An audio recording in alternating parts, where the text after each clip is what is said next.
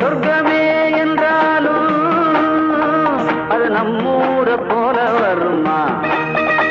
அட என் நாடு என்றாலும் அது நம் நாட்டு கீழாகுமா?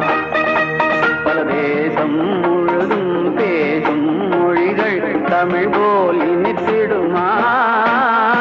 சொர்க்கமே என்றாலும் அது நம்மூர போல